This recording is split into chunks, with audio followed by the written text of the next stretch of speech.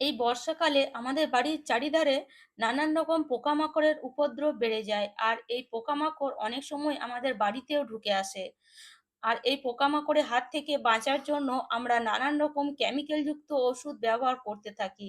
আর এই বর্ষাকালে বিশেষ করে আমাদের বাড়িতে মশা, মাছি, আরশোলা, পিঁপড়ে, টিকটিকি এইসব পোকামাকড়ের উপদ্রব প্রচণ্ড বেড়ে যায়। আর এই পোকামাকড় যখন আমাদের বাড়িতে প্রচুর পরিমাণে বেড়ে যায়, আমাদের খুবই বিরক্ত করে। আর এই পোকামাকড়ের হাত থেকে বাঁচার জন্য আমরা তখন নানান রকম স্প্রে, নানান রকম ওষুধ এসব ব্যবহার করি। কিন্তু এগুলো আমাদের শরীরেও প্রচুর ক্ষতি করে। তাই আজ আমি আপনাদের জন্য নিয়ে এসেছি এই সব ধরনের পোকামাকড় তাড়ানোর একদম সহজ ও ঘরোয়া পদ্ধতি। আপনারা যদি এই ঘরোয়া পদ্ধতি ইউজ করেন, তাহলে আপনার বাড়ি ছেড়েও সব ধরনের পোকামাকড় এই বর্ষাকালে পালিয়ে যাবে আর কখনোই আপনাকে আর বিরক্ত করবে না। তো চলুন তাহলে আজকের টিপসটি শুরু করা যাক। তো এখানে আমি দেখুন নিয়ে নিয়েছি কিছুটা পরিমাণ আদা। এই আদার মধ্যে একটা স্মেল আছে, কড়া ভাব আছে, যার কারণে এই আদা যদি আপনি ঠিকঠাকভাবে ব্যবহার করেন, বিশ্বাস করুন বাড়িতে একটাও পোকামাকড় থাকবে না। মশা থেকে আরম্ভ করে ইঁদুর, আরশোলা সবই কিন্তু এই আদার গন্ধে পালিয়ে যাবে। তো আপনাকে কি করতে হবে, নিয়ে নিতে হবে কিছুটা পরিমাণ আদা, আর এইভাবে আদাটাকে গ্রেট করে নিতে হবে। তো যতটা দরকার আমি ততটাই নিয়েছি। এখানে ১ চামচের মতন আদা এইভাবে গ্রেট করে নিলেই হবে। তো দেখুন এটা ১ চামচ একদম হয়ে যাবে। তো এখানে ১ চামচের মতন আদা নিয়ে নিয়েছি একটা ছোট প্লেটে। এবার এই আদাটাকে আমি নিয়ে নেব একটা ছোট কাঁচের জায়গার মধ্যে বা বাউলের মধ্যে। এবার এই আদার মধ্যে আমরা কিছু জিনিস মেশাবো, যার কারণে এর পাওয়ারটা প্রচণ্ড বেড়ে যাবে। আর তো প্রথমে এখানে দিয়ে দিচ্ছি দেখুন ১ চামচ পরিমাণে খাওয়ার সোডা। এই খাওয়ার সোডার কিন্তু প্রচুর পাওয়ার থাকে। এই খাওয়ার সোডা ইউজ করলে কিন্তু আপনার বাড়ি ছেড়ে সব ধরনের পোকামাকড় পালিয়ে যাবে। তার সাথে সাথে এখানে কিছুটা পরিমাণ লেবুর রস অবশ্যই দিয়ে দেবেন। এই লেবুর রস দিলে কিন্তু একটা স্মেলও খুব সুন্দর আসবে। তার সাথে সাথে কিন্তু আমাদের বাড়ি ছেড়ে সব পোকামাকড়ও পালিয়ে যাবে। আর এইভাবে দেখুন লেবুটাকে ভালো করে চিপড়ে রসটা নিয়ে নেবেন। আর এই বর্ষাকালে কিন্তু লেবু খুব সহজেই পাওয়া যায়। বাজারেও খুব সস্তা হয়। আর গাছেও প্রচুর পরিমাণে এই বর্ষাকালে লেবু ধরে। তো সেইজন্য লেবুর রস এখানে আপনি ব্যবহার করতে পারেন, বা যদি একদমই না পান তাহলে এখানে ভিনিগার আপনি দিয়ে দিতে পারেন ২ চামচের মতন। তো এভাবে দেখুন লেবুটাকে ভালো করে একদম চিপড়ে নিয়ে নিয়েছি আমি। আর লেবু দেওয়ার কারণে দেখুন একটা ফেনা তৈরি হয়েছে, একটা রিঅ্যাকশন তৈরি হয়েছে। এবার এখানে আমরা দিয়ে দেব কিছুটা পরিমাণ শ্যাম্পু। যেকোনো শ্যাম্পু এখানে আপনি ব্যবহার করতে পারেন। যেটাই আপনার বাড়িতে থাকবে সেই শ্যাম্পু এখানে নিয়ে নেবেন। তো শ্যাম্পু মোটামুটি 1/2 চামচের মতন দিয়ে দেবেন। এই শ্যাম্পু দিলে খুব সুন্দর একটা গন্ধও বেরিয়ে আসে। তার সাথে সাথে কিন্তু শ্যাম্পু দিলে এর পাওয়ারটা কিন্তু প্রচণ্ড বেড়ে যায়। এবার সব জিনিসগুলোকে ভালো করে এইভাবে মিশিয়ে নিতে হবে। এইভাবে অবশ্যই খুব ভালো করে একটা চামচ দিয়ে ফেটিয়ে নেবেন। ৩ থেকে ৪ মিনিট ধরে অবশ্যই ফেটাবেন, যাতে এই জিনিসগুলোর মধ্যে যা যা গুণাগুণ আছে সব যেন একটার সাথে একটা মিশে যায়। তো দেখুন এই ঘরোয়া পদ্ধতি ইউজ করলে আপনার কিন্তু কোনো শরীরে ক্ষতি হবে না। কেননা এই যে জিনিসগুলো আমরা ব্যবহার করছি, এগুলো কিন্তু আমাদের শরীরে কোনো ক্ষতি করে না।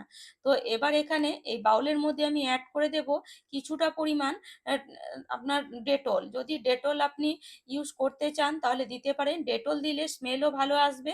তার সাথে সাথে পাওয়ারটা আরো বেশি বেড়ে যাবে। তো যদি না চান তাহলে স্কিপ করতে পারেন। খুব বেশি লাগবে না। 1/2 চামচের মতন দিয়ে দিলেই কিন্তু হবে। এবার ভালো করে এটাকে মিশিয়ে নিতে হবে। বাস ভালো করে মেশালে আমাদের রেমেডি একদম রেডি। এবার এখানে আমরা ইউজ করব জল। তো এখানে ১ গ্লাস পরিমাণে জল আমি দিয়ে দিচ্ছি। আর এই জলটা দিয়ে এটাকে কিছুক্ষণ ধরে ভিজিয়ে রেখে দিতে হবে, যাতে সব জিনিসগুলো ভালো করে যেন জলের সাথে মিশে যায়। তো এইভাবে চামচ দিয়ে ভালো করে মিশিয়ে এবার এটাকে আমি কিছুক্ষণ ধরে ছেড়ে দেব। মোটামুটি ০.৫ ঘন্টা মতন এটাকে ছেড়ে দিতে হবে। ততক্ষণ চলুন আরেকটা আমি রেমেডি আপনাদেরকে বানিয়ে দেখাবো, যেটা আপনারা যদি ইউজ করেন তাহলে আপনার বাড়ি ছেড়ে ইঁদুর, আরশোলা, পিঁপড়ে, আর তার সাথে সাথে যে এই বর্ষাকালে যে কেল্লাই বলুন বা ছুঁচো বলুন, বা বাইরে থেকে অনেক সময় দেখবেন আমাদের বাড়িতে সাপও ঢুকে আসে। তো সেগুলো কিন্তু বাড়িতে একদমই আসবে না। যদি এই ঘরোয়া পদ্ধতিটি আপনি ব্যবহার করেন।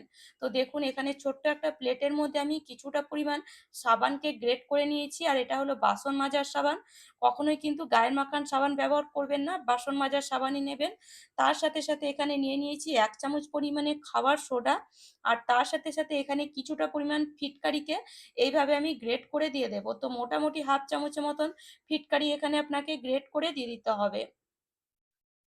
তো দেখুন ফিটকারি এইভাবে ঘষলে কিন্তু খুব সুন্দর গুঁড়ো হয়ে যায়। তো ফিটকারিটা গ্রেট করে নিয়েছি। এবার অ্যা এই ফিটকারিটা এর সাথে এভাবে দিয়ে দিতে হবে, মানে মিশিয়ে নিতে হবে। আর এখানে আরেকটা জিনিস ইউজ করব যার স্মেলে কিন্তু 100% সব ধরনের পোকামাকড় পালাবে, যেগুলো কিন্তু এই বর্ষাকালে আমাদের প্রচুর পরিমাণে ক্ষতিও করে দিতে পারে। তো সেটা হলো এই যে ন্যাপথলিন। এই ন্যাপথলিন আপনি এইভাবে গ্রেট করে দিয়ে দিতে পারেন, বা কোনো ভারী জিনিস দিয়ে এটাকে গুঁড়ো করেও দিয়ে দিতে পারেন। তবে খুব বেশি দিলেও হবে না, মানে অল্প পরিমাণেই দিতে হবে, মোটামুটি 1/2 চামচের মতন। তো সেজন্য আমি এইভাবে গ্রেট করে দিয়ে দিচ্ছি। বাস এর স্মেলটা দরকার। তো একটু সামান্য দিয়ে দিলেই কিন্তু ন্যাপথলিনের স্মেলটা অনেক মানে দিন পর্যন্ত থেকে যায়। তো দেখুন এইভাবে আমি এটাকে গ্রেট করে দিয়ে দিচ্ছি। এভাবে গ্রেট করে দিলেও কিন্তু ন্যাপথলিনটা খুব ভালো কিন্তু গুঁড়ো হয়ে যায়। দেখতেই পাচ্ছেন খুব সুন্দর গুঁড়ো হয়ে গেছে। এবার বাকি ন্যাপথলিনটা রেখে দেব, পরে ইউজ করব। তো এই যে জিনিসগুলো আমরা এখানে দিলাম, এগুলো কিন্তু আমাদের শরীরে কোনো রকম ক্ষতি করবে না। বিশেষ করে এই বর্ষাকালে আমাদের বাড়িতে নানান রকম পোকামাকড় ঢুকে আসে, যেটা আমরা অনেক সময় সহ্য করতে পারি না। যেমন অনেক সময় জোঁক ঢুকে আসে, তো সেই জোঁকও কিন্তু পালিয়ে যাবে যদি এই রেমেডি আপনি ব্যবহার করেন। তো এই সব জিনিসগুলোকে ভালো করে এভাবে মিশিয়ে নিতে হবে। এইভাবে ১ম এ খুব ভালো করে একটা চামচ দিয়ে মিশিয়ে নেবেন, যাতে একটার সাথে একটা খুব ভালো মিশে যায়।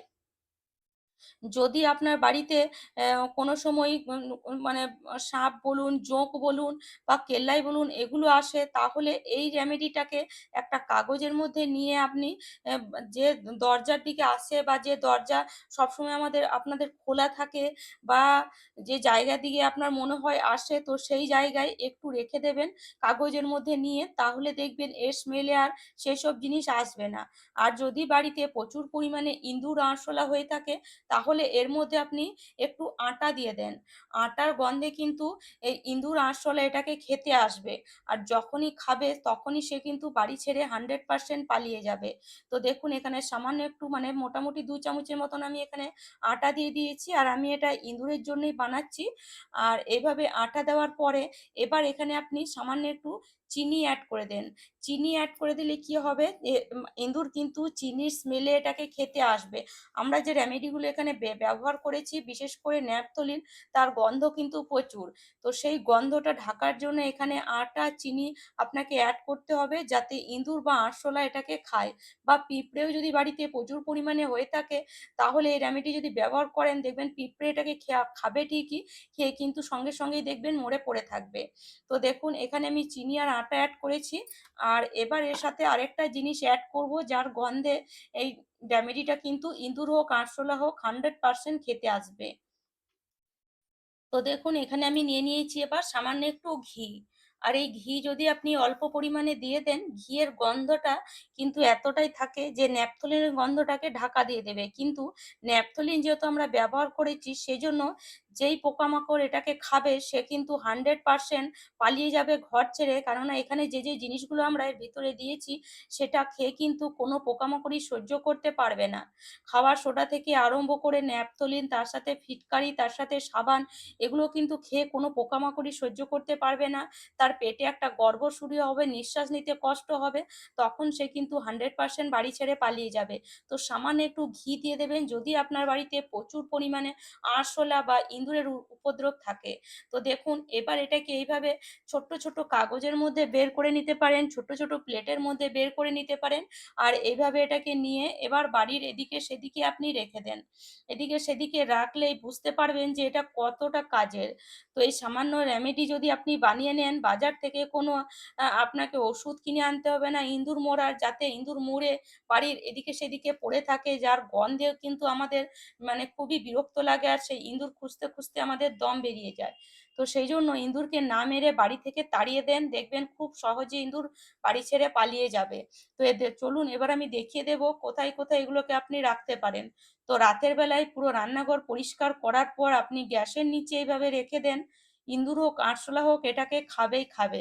কেননা সাধারণত রান্নাঘরে দেখবেন ইঁদুর আর আরশোলার উপদ্রব প্রচণ্ড বেশি বেড়ে যায়। বিশেষ করে এই বর্ষাকালে যতই আমরা ঘরদোর পরিষ্কার করি না কেন, ইঁদুর বা আরশোলা বর্ষাকালে কিন্তু বাড়িতে ১-২ দেখাই দেয়।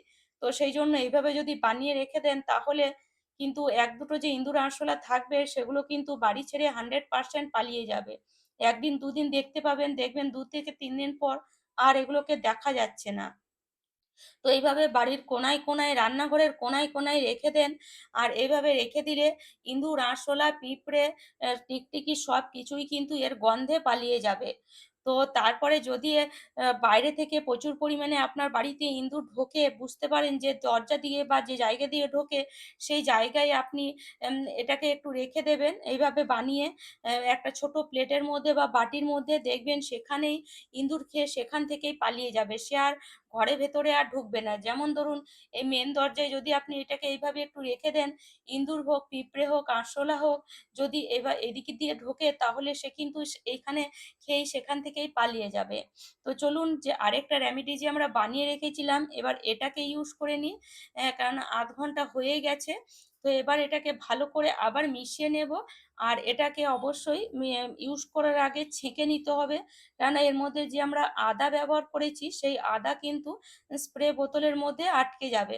তো সেইজন্য এই রেমেডিটি অবশ্যই আপনি ছেঁকে নেবেন। তো একটা ছাঁকনি নিয়ে এভাবে আমি রেমেডিটাকে ছেঁকে নিচ্ছি। আর এটা যখন বাড়িতে আপনি স্প্রে করবেন বা এই জলটা দিয়ে আপনি ঘরও মুছতে পারেন, কোনো জায়গা পরিষ্কারও করতে পারেন, যেমন রান্নাঘর খুব সহজে পরিষ্কার করতে পারেন। কেননা এখানে আমরা এমন কিছু জিনিস ব্যবহার করিনি যেটা আমাদের শরীরে ক্ষতি করবে। সেজন্য রান্নাঘর পরিষ্কার করতে গেলে এই জল ব্যবহার করে আপনি পরিষ্কার করবেন। এতে মাছি হবে না, পিঁপড়ে হবে না, আরশোলা হবে না, তার সাথে সাথে মশাও হবে না। তো এই জলটা দিয়ে পরিষ্কার করতে পারেন। আর তার সাথে সাথে যদি বাড়িতে প্রচুর পরিমাণে মশার উপদ্রব থাকে তাহলে এই জলটা স্প্রে করে মশাও আপনি তাড়িয়ে দিতে পারেন। সন্ধেবেলায় প্রত্যেকদিন এই জলটাকে স্প্রে করে দেখুন। এই জলটা কখনোই খারাপ হবে না। ১৫ থেকে ২০ দিন, ১ মাস এই জলটা এইভাবে থেকে যাবে। আপনি বেশি করে বানিয়েও রেখে দিতে পারেন। ১ বোতল যদি বানিয়ে নেন স্প্রে বোতলে তাহলে এটা আশা করি আপনার ১ মাস খুব সহজেই চলে যাবে। যদি বড় স্প্রে বোতল হয় এই জলটা দিয়ে আমি পুরো রান্নাঘরটাকে এবার পরিষ্কার করব। বাকি যে জলটা বেঁচে আছে আর এই যে ফ্লোরের মধ্যে পড়ে গেল, ফ্লোরটা পরিষ্কার করে দেখবেন খুব সুন্দর কিন্তু পরিষ্কার হয়। কেননা এইখানে যেহেতু আমরা খাবার সোডা ব্যবহার করেছি সেজন্য পরিষ্কারটাও খুব ভালো হবে। শ্যাম্পু ব্যবহার করেছি সেজন্য ক্লিনিংটাও খুব ভালো হবে। এই জলটা দিয়ে অবশ্যই ক্লিন করে দেখবেন, খুব সুন্দর ক্লিন হবে। আর মশার উপদ্রব থাকলে এইভাবে বাড়ির কোণায় কোণায় স্প্রে করে দেন। বাড়ির কোণায় কোণায় স্প্রে প্রত্যেকদিন যদি করেন ৫ থেকে ৬ দিন স্প্রে করার পরেই বুঝতে পারবেন যে বাড়িতে কতটা মশার উপদ্রব কমেছে। বিশেষ করে বাথরুমে তো অবশ্যই স্প্রে করবেন। কেননা বাথরুমে দেখবেন প্রচুর পরিমাণে বর্ষাকালে মশা চলে আসে ড্রেন দিয়ে। তো বাথরুমে অবশ্যই স্প্রে করবেন, এতে গন্ধও ভালো দেবে, সুন্দর একটা স্মেল ছড়াবে চারিদিকে। আর তার সাথে সাথে মশার উপদ্রব অবশ্যই কমবে। বাড়িতে কোণায় কোণায় এভাবে খাটের কোণায়, আলমারির নিচে এইভাবে স্প্রে করে দেন। তো আশা করি বন্ধুরা আজকের টিপসটি আপনাদের কাজে আসবে। আর আমার টিপস যদি আপনাদের ভালো লাগে তাহলে অবশ্যই লাইক, শেয়ার, সাবস্ক্রাইব করে নিবেন আমার চ্যানেলটিকে।